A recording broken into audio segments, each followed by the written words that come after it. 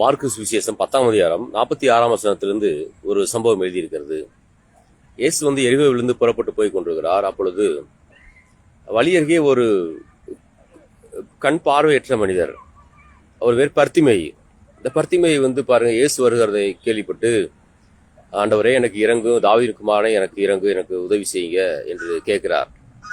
அப்ப கூட இருக்கிறவர்கள்லாம் பாருங்க, அமைதியாயிரு அமைதியாயிரு என்று அவரை அதட்டுகிறார்கள். ஆனால் அவன் சும்மா இருக்கவில்லை. தொடர்ந்து அதிக சத்தமாக, உரத்த சத்தமாக இயேசுவை நோக்கி கூப்பிட்டு கொண்டிருக்கிறான்.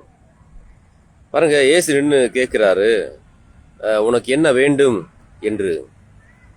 இயேசு நின்ன உடனே பாருங்க, கேட்கும் பொழுது அந்த மனிதன் தன்னுடைய மேல் வஸ்திரத்தை தூக்கி எரிந்து போடுகிறார். ஏன் எரிந்து போடுகிறார் என்றால், அந்த காலத்துல இந்த கூடர்கள், சப்பானிகள், முடவர்கள், இப்படியாக வியாதிப்பட்டவர்கள், குறைவுள்ளவர்களாக இருக்கவர்களுக்கு ஒரு மேலங்கி விசேஷமாக கொடுக்கப்படும். இவர்களாம் தீட்டு உள்ளவர்கள், இவர்களாம் இப்படியாக வியாதிப்பட்டவர்கள், அவருடைய ஏதோ வியாதி இருக்குது, இவங்க செஞ்ச பாவத்தினால வியாதியா இருக்கிறாங்க, அல்ல இவங்க பெற்றவங்க செஞ்ச பாவத்தினால வியாதியா இருக்கிறாங்க என்று அடையாளப்படுத்தும்படியாக தனிப்பட்ட ஒரு மேலங்கி, ஒரு மேலாடை கொடுப்பார்கள்.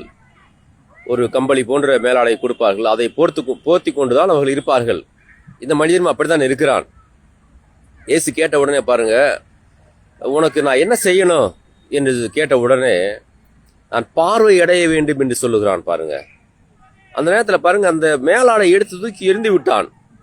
இனிமேல் எனக்கு இந்த ஆடை தேவையில்லை, நான் ஒரு கூடன் என்று இனிமேல் அழைக்கப்பட முடியாது என்பதற்கு அடையாளமாக முதலாவது தூக்கி எறிந்து விடுகிறான்.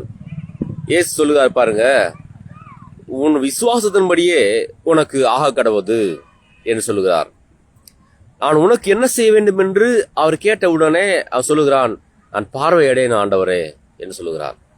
நாம் நினைக்கலாம், இயேசுக்கு தெரியாதா அவனுடைய சூழ்நிலை, அந்த மனிதன் எவ்வளவு கஷ்டப்படுகிறான், எப்படி வியாதியிலவனா இருக்கான், அவன் பார்வையற்றவனா இருக்கான் என்பது இயேசுக்கு தெரியாதா என்று எண்ணலாம்.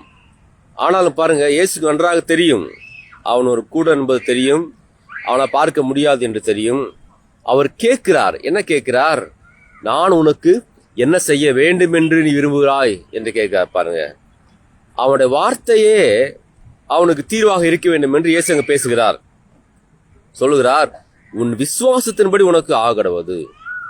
இன்றைக்கு பாருங்க, பிரச்சனை வரும்பொழுது என்ன சொல்லுகிறோம்? நம்ம இதெல்லாம் முடியாத காரியம், இந்த பிரச்சனையில் அகப்பட்டவங்களாம் வெளியே வந்ததே கிடையாது, வியாதி வந்துருச்சா, வியாதி அவ்வளவுதாங்க, இனிமேல் இதை விட்டு வெளியே வர முடியாது என்று எண்ணுகிறார்கள். ஒரு முறை மருத்துவமனைக்கு சென்றிருந்தேன்.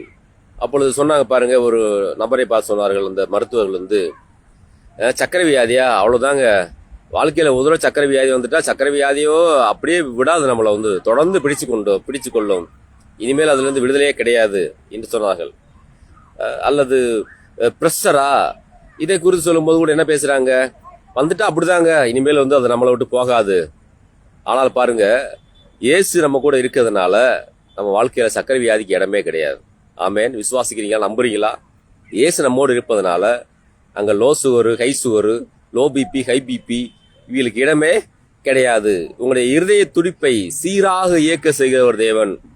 உங்களுடைய இரத்த அளவை, உங்களுடைய உடலில் உள்ள ஒவ்வொரு உறுப்புகளையும் சீராக இயக்க செய்கிறவர் நம்முடைய ஆண்டவர். ஏ சொன்னார், உன் விசுவாசத்தின்படி உனக்கு ஆக்கடவு என்று. உடனே பாருங்க, எந்திரிச்சு சந்தோஷமாக அந்த இடத்த விட்டு போயிட்டான்னு வேதத்துல பாக்குறோம். இன்றைக்கு இப்படிப்பட்ட மனநிலையோடு நாம் இருக்கலாம். எனக்கு இந்த வியாதி வந்துருச்சு, இந்த பலவீனம் வந்துருச்சு, இனி வாழ்நாள் பூரா இந்த வியாதியோடவே நான் போராடணும், நான் வாழ்நாள் பூரா மாத்திரை சாப்பிட்டே இருக்கணும்னு சொல்லிட்டாங்க, நான் இப்படி ட்ரீட்மெண்ட் எடுத்துக்கிட்டே இருக்கணும்னு சொல்லிட்டாங்க. இயேசு சொல்லுகிறார், உனக்கு நான் என்ன செய்ய வேண்டும்? இப்ப நம்முடைய பதில் என்னவா இருக்க வேண்டும்? நான் சுகமடைய வேண்டும் ஆண்டவரே. சொல்லுங்க, உங்களுடைய எல்லா வியாதிக்கும் மருந்து ஆண்டவராய் இயேசு கிறிஸ்து, உங்களுடைய எல்லா பலவீனத்துக்கும் மருந்து ஆண்டவராய் இயேசு கிறிஸ்து. கர்த்தர் நம்மை ஆசீர்வதிப்பாராக.